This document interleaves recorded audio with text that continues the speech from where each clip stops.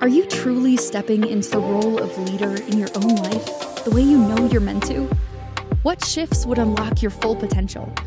It's time to explore those answers with the host of Sacred Leadership, intuitive business coach Sherisse Alexander.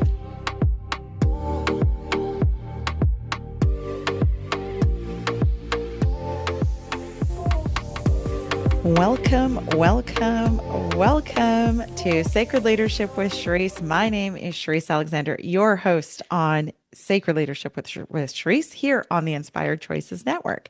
So today we are going to talk a little bit about healing.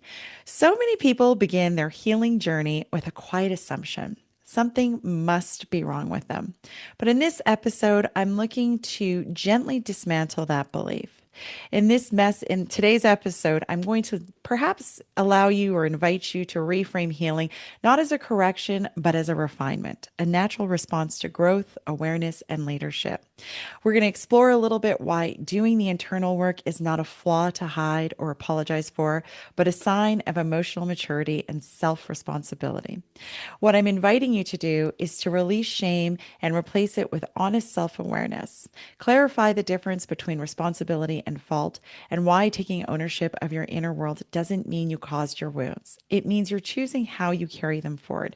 Healing is presented as a lifelong conversation with yourself, one that deepens capacity, strengthens emotional architecture, and supports more grounded leadership. Because sacred leadership doesn't require perfection, it requires presence, self-trust, and the willingness to tend to your inner world with respect. Today's episode is for anyone who has ever questioned whether their healing means they're behind or needs the reminder that healing is not evidence of brokenness, but rather a becoming. So with that, really what we're looking to do, or what I'm inviting you to do, is, I'm sure you've heard on many previous episodes, I'm always talking about the inner work and the healing and all of this other kind of stuff. And it occurred to me that perhaps you listeners could be misunderstanding that to imply that you're broken or you need fixing or any one of these things. And it's really just looking at healing as a journey, a continued journey into self. And not that you're broken or that any one of us are broken, but perhaps how do we build more capacity within ourselves? So, where we will begin with that is maybe a little bit of my own personal reflection and what healing means to me. And I think that it was probably about 3 years ago, 2 to 3 years ago, when whatever I was doing at that time, and I've been on this journey for a little bit, but it was just like this, it felt like this work, like try this thing, try that thing, do this thing, do that thing. And it was just like this constant search for what can make me feel better. And I was working with a coach, and that's really where it started to, I guess, make sense in terms of really what I was doing. And, a lot of people resist, we'll say, going back into the past and kind of uncovering these things. But I think I started to approach it in a very intuitive way. And I think I just asked myself a question. And the question, quite simply, was, what is it that I need to heal at this moment? And I just trusted what came to me visually. And it was like this super old memory of something that I did not even actually deem as a wound or traumatic. It was just something that had happened. It was traumatic at the time. But I think what I had done at that point, because I think it was like 16 years old. So I think what I had done at that point was I had just kind of buried it and just said, you know what, we got to keep on, even at that age, I was like, I just got to keep on trucking, just got to nose down and keep going forward. But when I stopped and I asked myself this question around what is it that I need to heal next, and this memory came up and I just kind of went with it. Wow, did it really unlock stuff? Because it was like I didn't even realize how much stuff I was holding on to from this super old memory. And, the stories that I was telling myself about all the parties that were involved, and, even myself in that moment. So I think that I just, that's when I realized that it's just at that point, anyways, it was a bit of a processing. It was a bit of, viewing the narrative in a different lens and building that capacity. And the key that that I become aware of at that moment is how much emotion was still attached to it. Because when I was recounting what had happened or what I had recalled, I witnessed my heart rate racing. I was getting super angry about it. Even, I mean, I was like practically yelling at my coach when I was going through this.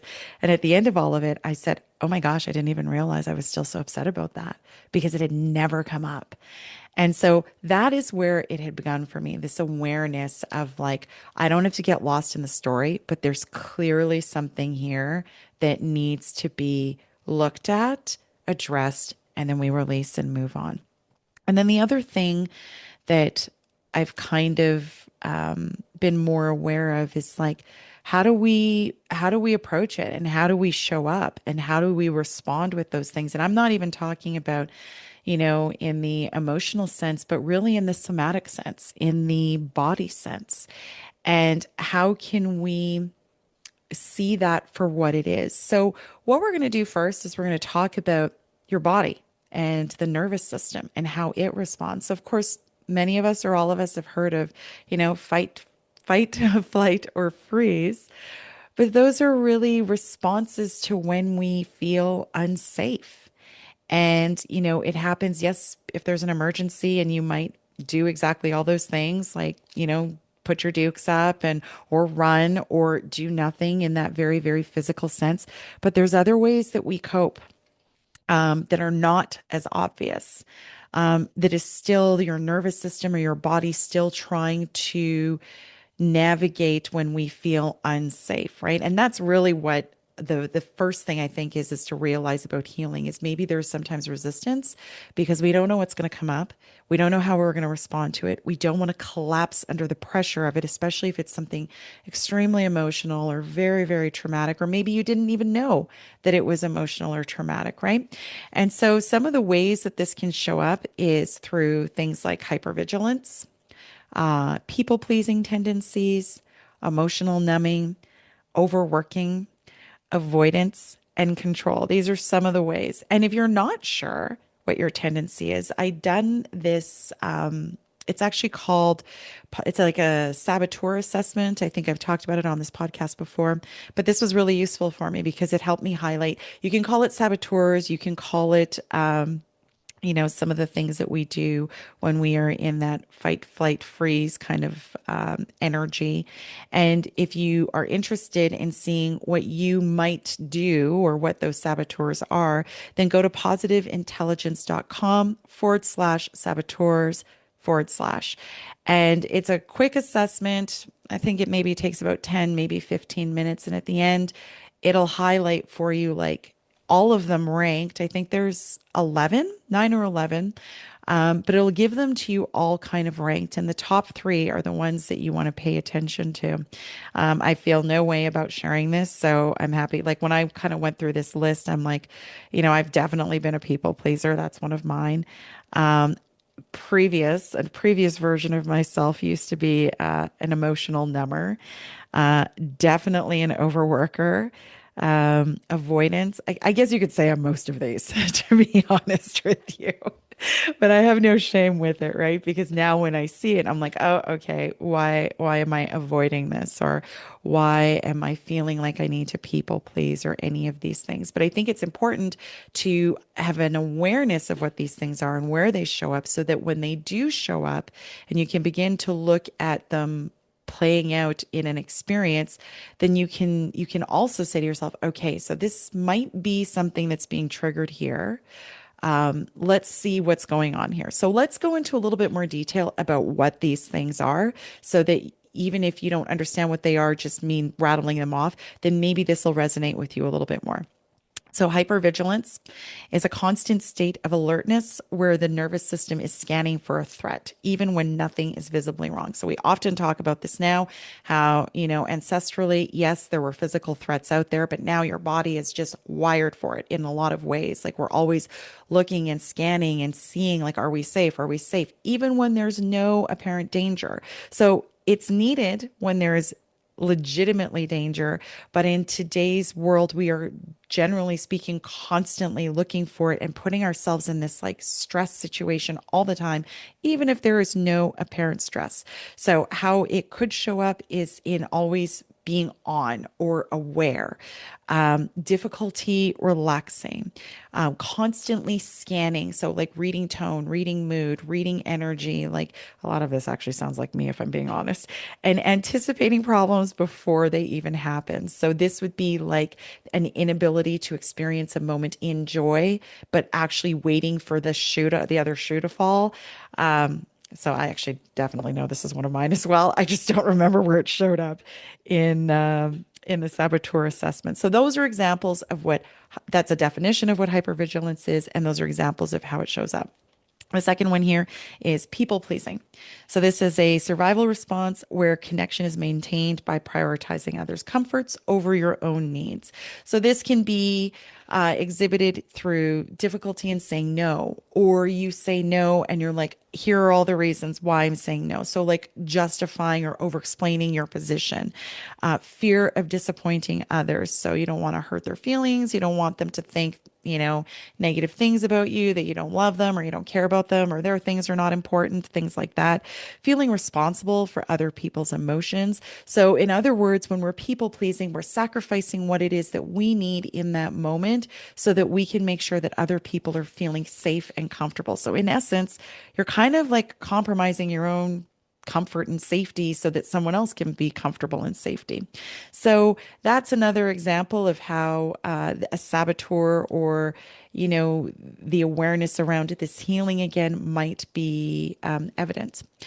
Another one is emotional numbing. So, emotional numbing is defined as the nervous system dampening emotional intensity to avoid overwhelm. So, sometimes how this can show up is feeling disconnected or flat, difficulty in accessing joy or sadness, saying, I don't know how I feel, intellectualizing emotions instead of feeling them. And this one, I mean, I guess these are things that I've done in many different circumstances, but I remember when this one was a big one. So I can logic and I can intellectualize how I feel about something versus actually feeling it. And I think this one I've seen a lot more talk lately, and specifically, no offense to older people, this is not a jab, but I've definitely heard a lot of older generations talking about, particularly men not knowing how to access, especially around things like grief,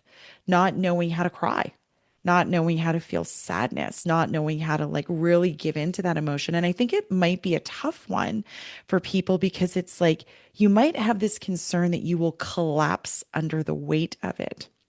And the reality is I definitely struggled with that one as well, like in terms of feeling like, oh my gosh, am I going to be able to like control my emotions or get them back under control if I open up this floodgate of emotion? So those are all examples of how emotional numbing can come into play.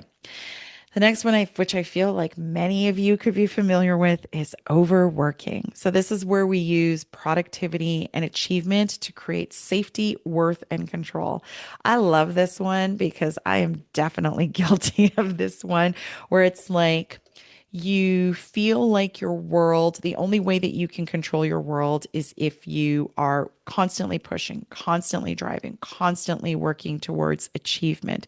So this can be evident when we have difficulty resting, guilt when not being productive, tying self-worth to output, and staying busy to avoid stillness. In fact, right before I started today's episode, I was saying, I'm like, geez, I am so tired.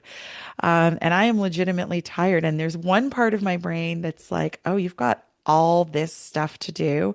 But then there's the other part that's like, yo, girl, just rest. Like, you don't usually feel exhausted. So if you feel exhausted, honor that.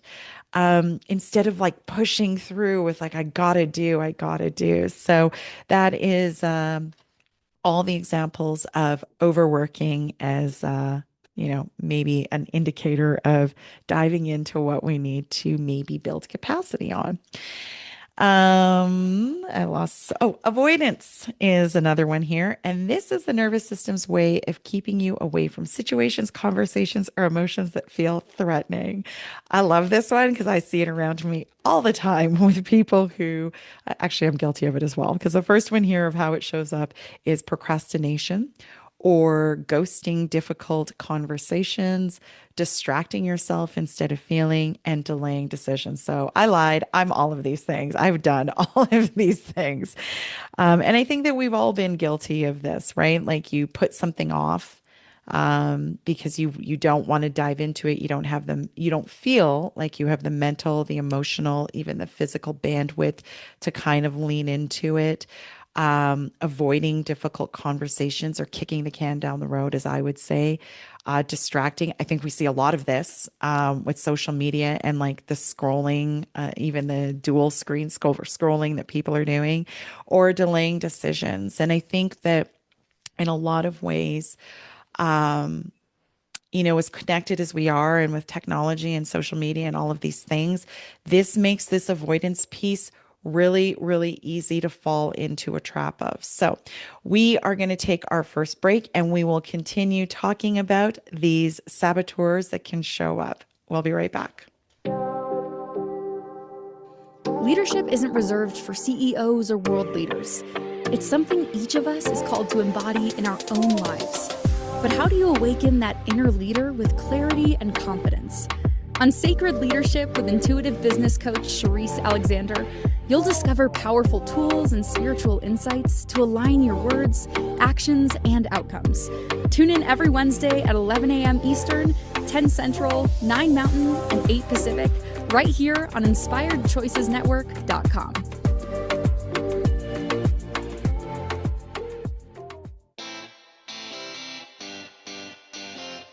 Are you a subject matter expert? Are you here to share your expertise with an audience waiting to hear from you in only the way you can deliver? Are you ready to have your voice amplified across the airwaves? Inspired Choices Network has a global radio platform streaming to millions of people across the world. Professionally produced and supported by an accomplished team every step of the way, you can broadcast from anywhere in the world, knowing your voice matters, and we ensure it is delivered with ease and efficiency. Eager to hear your message, the world awaits. Contact us today to become an Inspired Choices Network radio host. Email become a host at inspiredchoicesnetwork.com. This is Sacred Leadership with Sherisse Alexander. To participate in the program, join the live studio audience in our chat room at inspiredchoicesnetwork.com. You can also send an email to Sherisse@pavitraleadership.com. Now back to the program. Welcome back to Sacred Leadership with Sherisse on the Inspired Choices Network, where today we are talking about why healing doesn't mean you are broken. And in the first segment, I was just going over some coping mechanisms that can sometimes show up when we really begin to engage with this journey. And before that, what I really started out with by saying is that healing doesn't mean that you're broken. It doesn't mean that you're irreparable. It means really that you are willing and ready to begin to build capacity and be present in life and the experiences, the ones that feel great, which is super easy, and then the ones that don't feel so great and sometimes are triggering. And some of the coping mechanisms. So there's all the obvious coping mechanisms that people talk about, overworking, working out, or not working out, sorry, overworking, drugs, alcohol, gambling, all of these things that we do to feel good. But then there's the other ones that don't show up quite so obviously. And I was just going through some of what those are and what they look like. And just to recap, they are hypervigilance, emotional numbing, avoidance, overworking, control, and people pleasing. And we had just left off at avoidance, I believe. And I was just moving on to the next one, which is, I'm sorry, just bear with me. Overworking, avoidance. Yes, there we are. Sorry. Control. Control. What is that? Control is ultimately an attempt to create predictability when safety once depended on managing outcomes. And so I think this can show up in many different ways, and in the small ways and obviously in the big ways. So it can show up as micromanaging, difficulty in trusting others, anxiety when plans change, and needing certainty before moving forward. So, for those of you who may have read or listened to Mel Robbins' book, The Let Them Theory, I love this book because her opening story in that book, when I was reading it, I was driving with my sister and I was laughing out loud. And she was like, "What are you laughing at?" I'm like, "Wow, this really sounds like me." I'm just going to recap it a little bit. But if this sounds like you, then this is you. But she was talking about how her kids were like going to prom, and the kids were kind of being haphazard with it. They didn't even really have a plan. It was raining. They hadn't made backup plans, all this other kind of stuff. They didn't make reservations for a restaurant. And as soon as she realized that basically their prom was going to be a gong show, or at least their pre-party to the prom, she just went into like fix it mode, and she's like texting and booking this and booking that. And I'm like, oh my gosh, I totally would do that. And anyways, the whole point of her book is like not feeling like you need to control others, because we have zero control over others. The only thing ultimately we can control is ourselves. We can't even control all of the circumstances and experiences. All that we can ultimately control is our response to those situations as they show up. So control is ultimately what happens when unpredictability once meant danger. So ultimately, we're looking to how do we begin to release some of that control? And so these are not bad things. They're not terrible things. They're just things that show up as coping mechanisms when we feel like we need to begin to bring safety to our world. And that can often happen when you are going through this journey, because it can be a little bit unpredictable. You can't, as the example that I used with this super old memory that had come up, and I did not expect all of this emotion. Well, when it came up, I didn't actually try to control it. As I told you, I was like yelling at my coach at the time, and I'm crying and I'm having snot bubbles. It was messy, let me tell you. But at the end of the day, I didn't try to control it, because obviously there was something there that I needed to feel and acknowledge and accept and move forward. And that is the point of highlighting these things, is that when you see these things come up, it doesn't mean you're broken. It means, okay, let's engage with it. So another thing that can happen if we're not mindful of it is this healing business can feel hard. I definitely know that my daughter, when we're talking about it, she sometimes says to me, she's like, "Oh my gosh, this feels like just so much work. It feels like it's never ending. And it's, this constant, like I got to live life and I got to do this healing business as well." It doesn't have to feel like work. I think it's in how we frame it. So if you're approaching it in terms of like, I got to fix this thing, or there's this thing that's broken, versus I'm just adjusting. I'm just learning how to be present with whatever this pain is or this feeling is. That's the difference. And instead of trying to force it and feel like you're racing to the end of some destination, it reminds me of this thing that somebody had said to me around, and and I know now why I was doing it, but it was like when these challenges would come up during this journey and it was uncomfortable, I'm like trying to hurry up and get through it to where I'm not uncomfortable anymore. So if I was feeling sad, or if the emotions were feeling particularly heavy, I'm just like, how do I hurry up and get through this? Because I don't like the way that I feel. And my coach at the time had said, well, if you rush through it, you're just going to have to do it again, right? Because there's something that's going to come up and effectively trigger you, and you're just going to have to do this all over again. So you may as well just take your time and move through it and build the capacity to be fully present with your emotions. So this shift will actually begin when you realize that you're not forcing, you're not overriding, you're not saying to your body, It's not okay to feel this way or that way or whatever the case may be, but you're just really sitting with it and you're being present with it. That you're not trying to force it or fix it, but you're really just paying attention. And that's where the guidance comes in for, like, I talk a lot about somatic practices. Where is this showing up in my body? Where is the tension? Where's the pain? Where's, all of these things, so I can begin to peel back the layers and really understand what's going on. But when we talk about these coping mechanisms, it's eventually getting to the place where you're not so emotionally triggered or reactive, so that you can actually just witness them when they show up, right? The hypervigilance, the avoidance, these things. So then you can say, oh yeah, I'm avoiding this. And if you know you're avoiding it, great. If you don't know why you're avoiding it, that's where the magic happens, because that's where, these really good questions come from, in terms of like, well, why am I avoiding it? Right. And then pushing. This is not a pushing thing. This is not a nose down push through it. As I already told you, when I was trying to do that, I found that it became and felt very exhausting within the process. It's just expanding the capacity, building more bandwidth. That's the best way to put it. What you're doing is we're learning how to build more bandwidth, so that we can like really engage with these feelings when they come up and move through this. So now that we've kind of recapped what some of these, or gone over what some of these coping mechanisms are, what they look like, and how to maybe make this journey a little easier and not feel so heavy and ridiculous. Now I kind of want to talk about, something that I had just said, which was around, I'm doing all of this work. How do I do that and live? Let's be clear. There is zero perfection in this.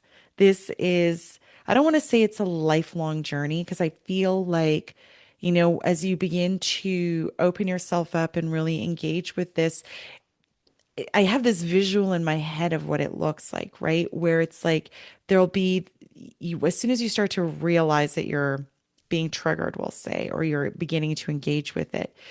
So there's like this reactivity. And if I were to draw a graph, it's like the time between like something happens and your reactivity, it just kind of gets easier to deal with, right? And that doesn't mean you become nonchalant, or that you don't care, that these things don't matter. It just means you really start to frame it very differently, so that instead of like getting pulled into the same emotional drama or soap opera when life happens and you are reminded of previous wounds or trauma, instead you begin to engage with it very differently, so that when something comes up, you're not getting pulled in.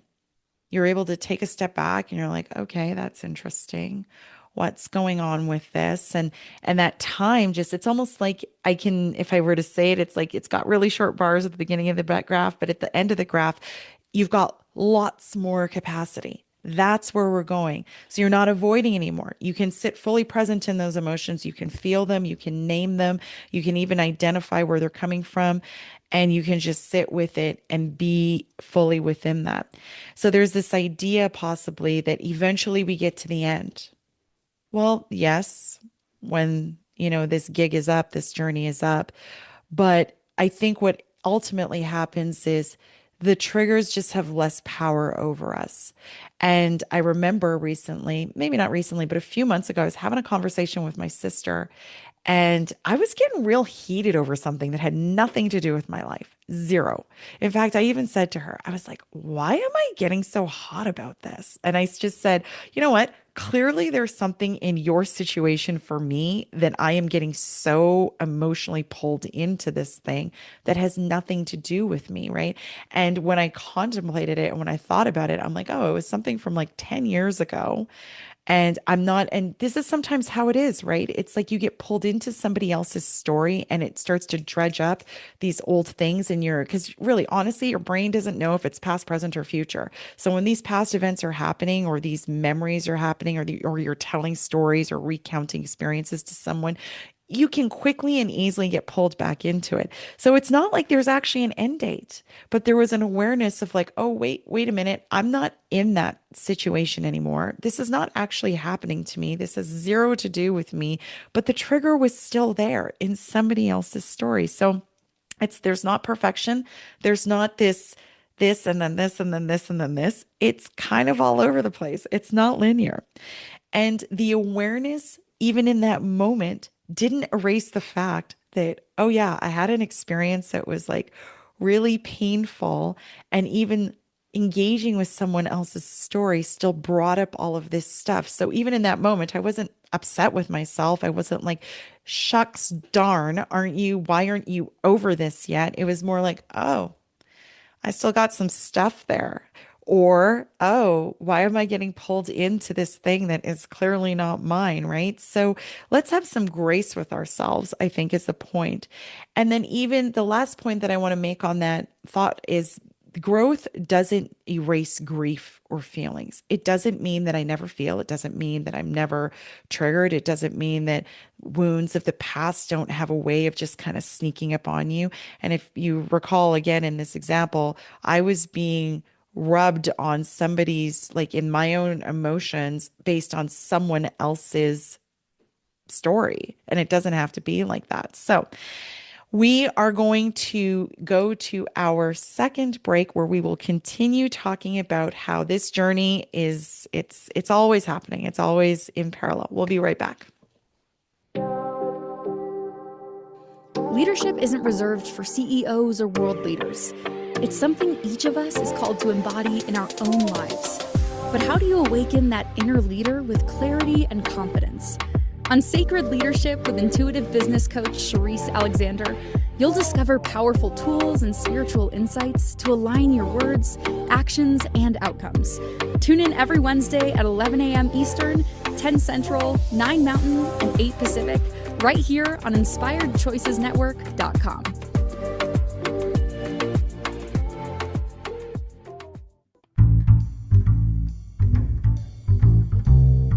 How wonderful would it be to carry your favorite Inspired Choices Network host with you throughout your day? Well, now you can. Inspired Choices Network now has its very own mobile app. Our free app offers live streaming shows, along with thousands of podcasts and TV episodes. Our shows cover a wide variety of topics. Whether you're waking up with us, carrying us through the day, and taking us to bed with you, we're always here for you to enjoy. We're easy to find. Just search for Inspired Choices Network in the Apple App Store or Google Play Store. This is Sacred Leadership with Sherisse Alexander. To participate in the program, join the live studio audience in our chat room at InspiredChoicesNetwork.com. You can also send an email to Sherisse@pavitraleadership.com. Now back to the program. Welcome back to Sacred Leadership with Sherisse on the Inspired Choices Network, where today we are talking about the journey of healing and what it is and what it isn't, and how healing doesn't actually mean that you're broken. So in the first segment, I was highlighting some of the coping mechanisms that might not be so obvious. Those are things like hypervigilance, overworking, avoidance, emotional numbing, people pleasing, and control. That's what we highlighted in the first segment, going over those and also giving a few definitions. And just as we came out of the second segment, I was just finishing up by saying that this journey is not linear. It is not about perfection. It is really about learning how to build capacity and be fully present with your emotions as they come up and as you walk through this journey. And the idea that I was just highlighting was, how do we release shame without feeling like we are still struggling? And I was giving an example of how something was bothering me after having a conversation with my sister that had nothing to do with my life, and how instead of getting pulled into, why am I not over this yet? I just said, okay, A, this is not happening to me. And B, is there something in this for me that I still need to release? So how do we let go of the shame within all of that? The other thing is also being able to not get pulled into the experience and owning it as our identity. So, for example, saying I am broken versus I am hurting or I have been hurt. So learning how to differentiate the two, an identity versus an experience, The owning it and making it your identity is often what keeps people very, very stuck in the experience itself, right? Versus saying, I had this experience and it happened, and I'm not going to allow it to define me. If anything, it's just kind of helped me to become who I am at this moment in time. And then the other part of that is going into an understanding that we can be tender and graceful with ourselves without needing to actually abandon ourselves, right? So, healing isn't, sometimes you might hear this terminology around emotional or spiritual bypassing, which is almost like, I'm so healed that I like never feel. In fact, if anything, what I say to people is, I'm human, right? Engaging and choosing to engage in this journey doesn't mean that I don't feel. It doesn't mean that I don't get angry. It doesn't mean that I don't rage sometimes. It doesn't mean any of those things. It just means that I try to be as present and conscious with those emotions and those experiences as they're occurring. And even within that experience and staying present, not judging them. If you're angry, be angry. And I think that it's perfectly okay. So instead of being like, oh, it's okay, or pushing your feelings away, or saying, I shouldn't feel like this, or your feelings are your feelings. And, I often say to people, like, your feelings are data. You don't have to own them. But in that, and, we can go through the whole process of like, why am I feeling this? Is this true? Da, da, da, da, da, all that stuff. For sure, we can. But at the same time, in that moment, feel what you want to feel and give voice to it. Because I often observe within myself is like, once I'm able to give a voice to my feeling and say, okay, I'm angry and it's okay to be angry, then that in and of itself begins to like loosen its hold on me in that experience. So now moving on, where I want to go with this next is healing as capacity for reality. So what are we trying to do with this? Like I said, we want to stay in the discomfort, not indefinitely, but we want to be present. We don't want to disconnect from it. We don't want to bypass it, as I just told you, or as I just said. So if I'm sad, like I think there were a few weeks ago, and it didn't even make sense to me, but I just experienced it for what it was. It was like right at the end, like probably around November. And I was feeling really upset, but I didn't even know why. I just knew that I was not feeling myself. And so instead of trying to like push through or pretend that I wasn't feeling that way, I was very honest with people. I was just like, hey, I'm just not feeling it today. Like, you might not get the best me. And at the end of the day, I always want to be able to bring my best self. And if I can't, I was really honest. And I think that it really humanizes us. And instead of trying to pretend that I'm always feeling amazing, I was just like, I'm not feeling it today. And I don't want to even pretend by bringing some fake version of happy today. So that's number one. And then telling the truth without collapsing. So I think that this is most important when we are speaking our own personal truth to someone else when we've been hurt.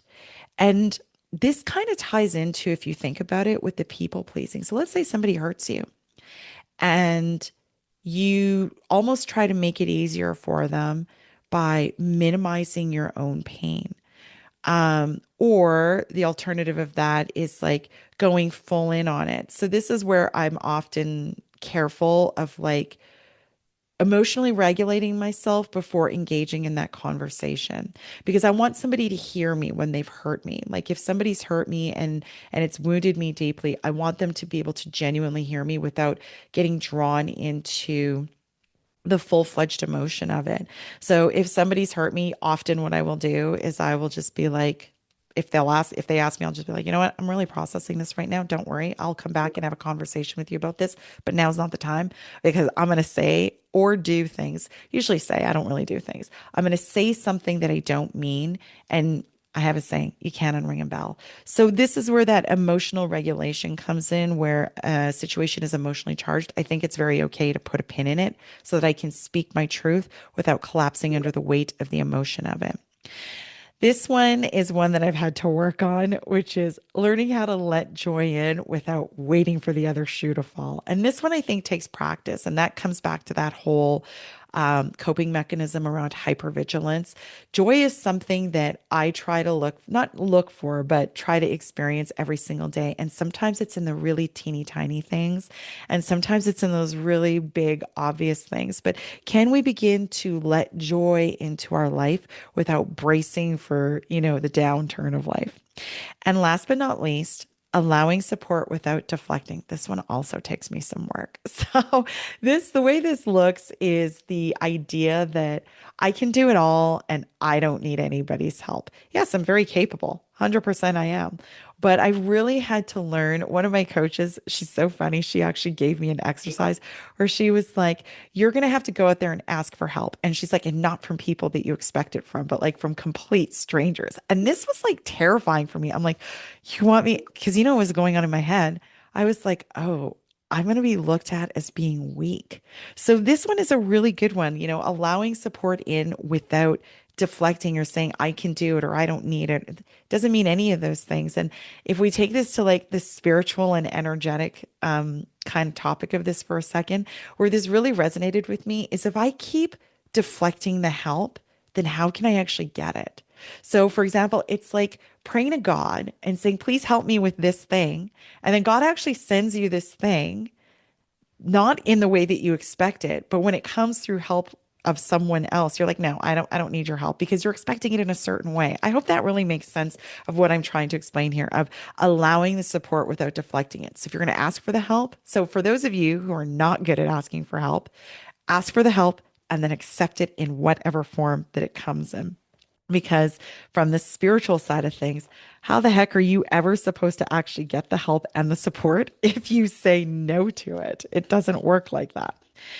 Okay, and then now that we've kind of talked about some of the coping mechanisms and how they show up and what healing can be, how do we begin to like pull this all together in a way that doesn't feel like you're always working with it? And I think that the awareness is like some people say that it's not a lifelong journey. I actually think that it is because there are the things that you have the awareness of in life that are always that you first kind of have to have the awareness that there is healing that needs to happen with it.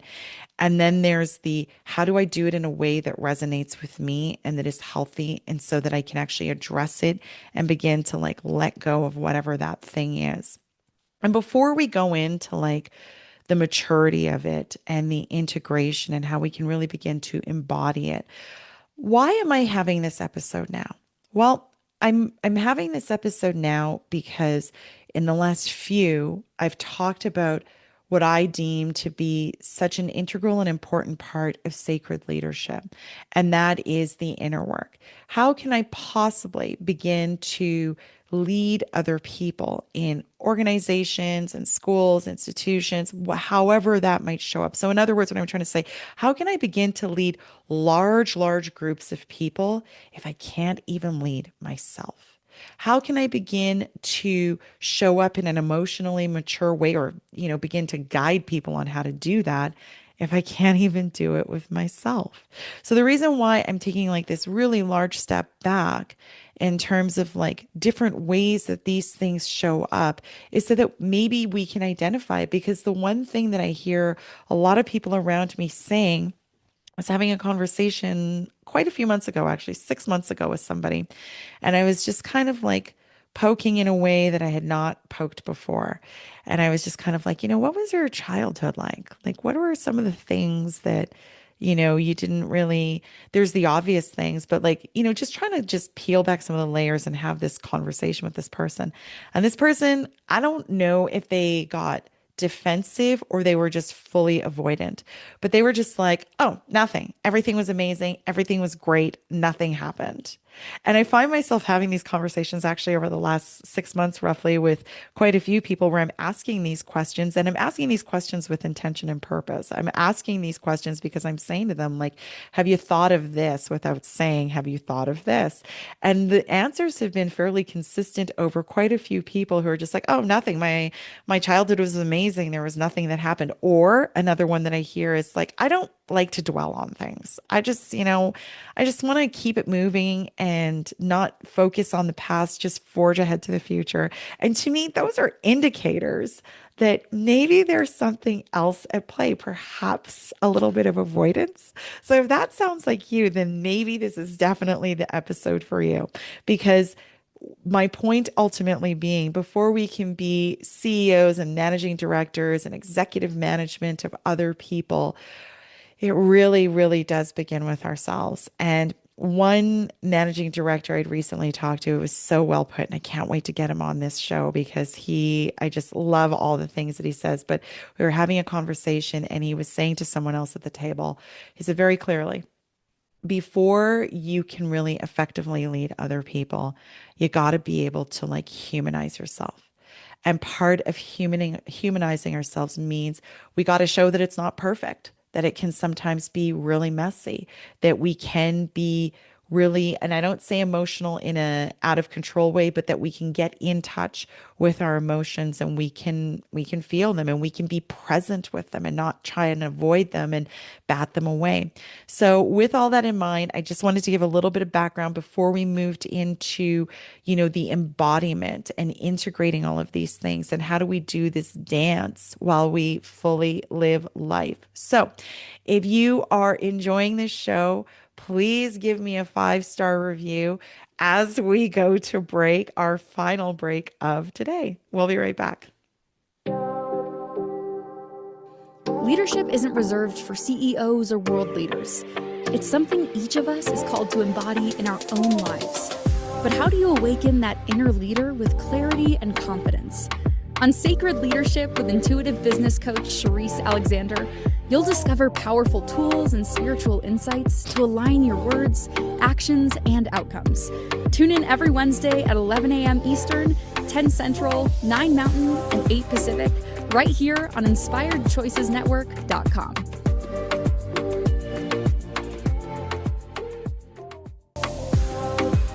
This is Sacred Leadership with Sherisse Alexander.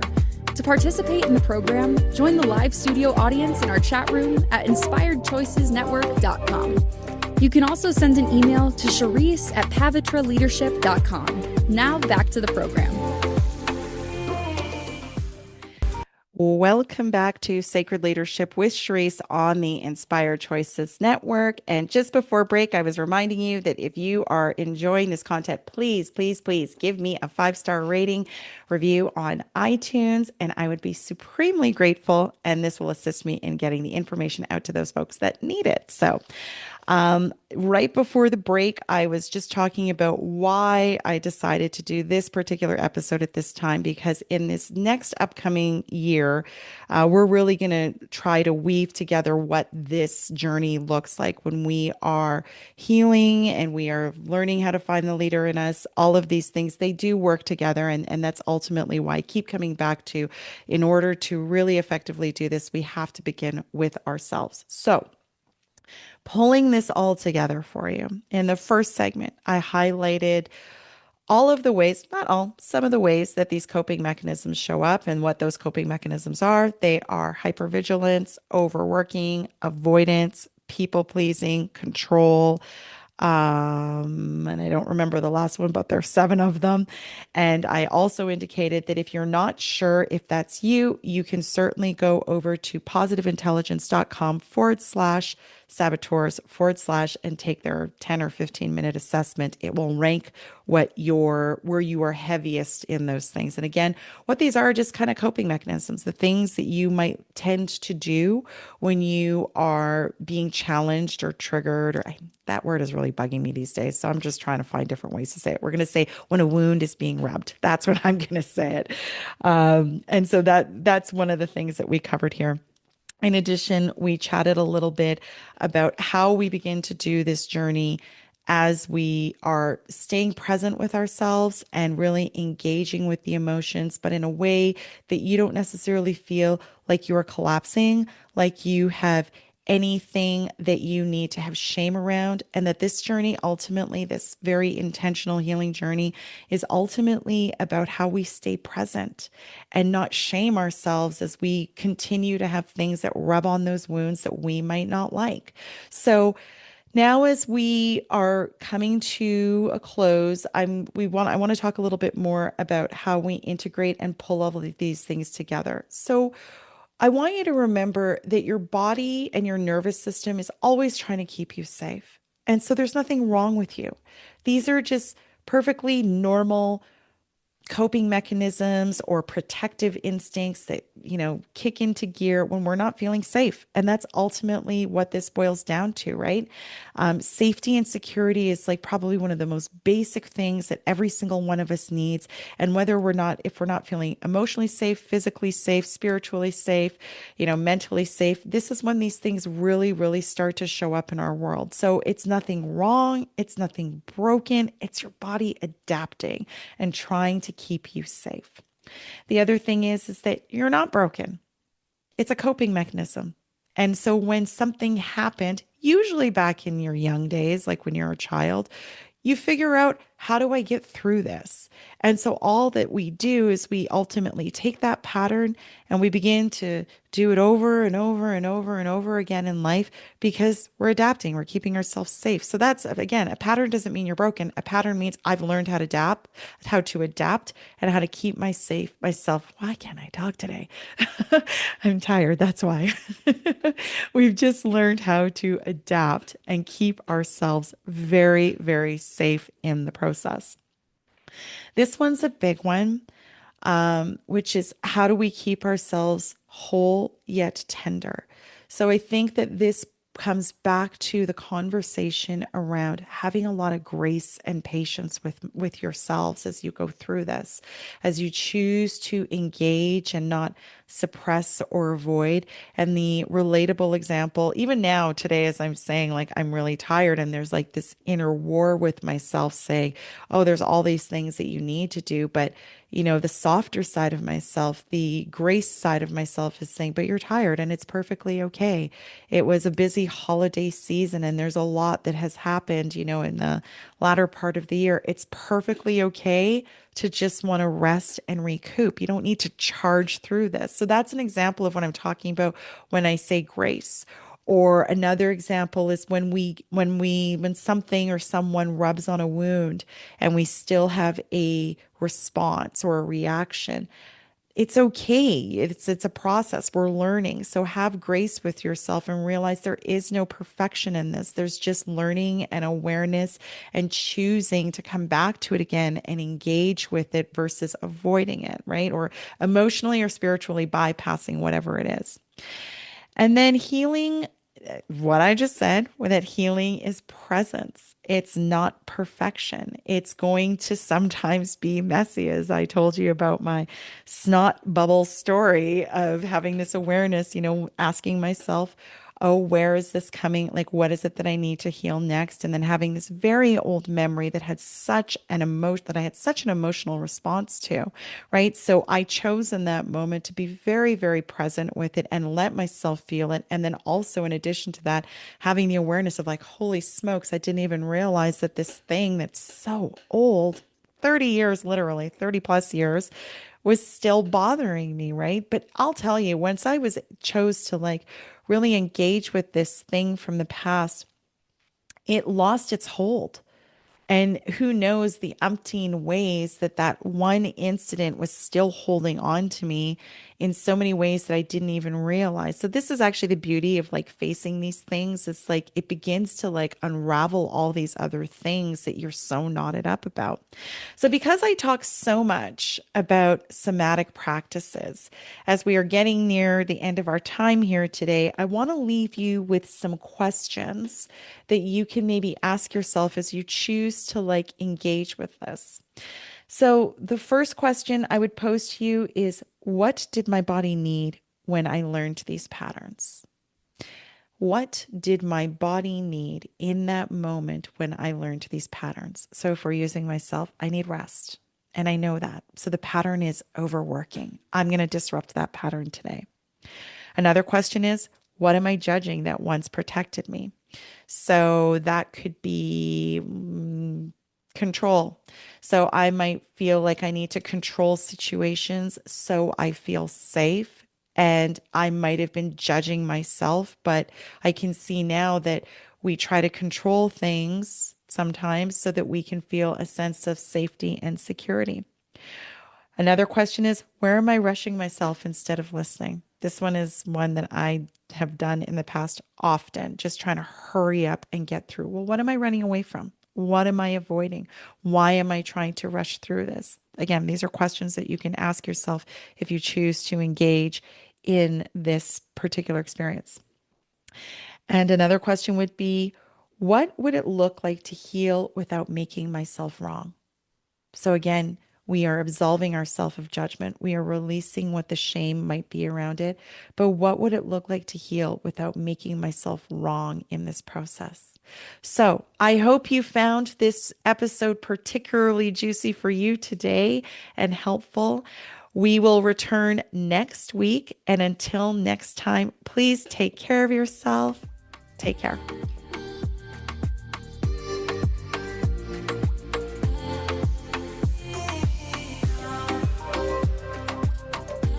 Thank you for listening to the Sacred Leadership Show. Sherisse returns Wednesday at 11 a.m. Eastern, 10 Central, 9 Mountain, and 8 Pacific on the InspiredChoicesNetwork.com. Until then, continue taking small steps today to be a leader in your life for the collective.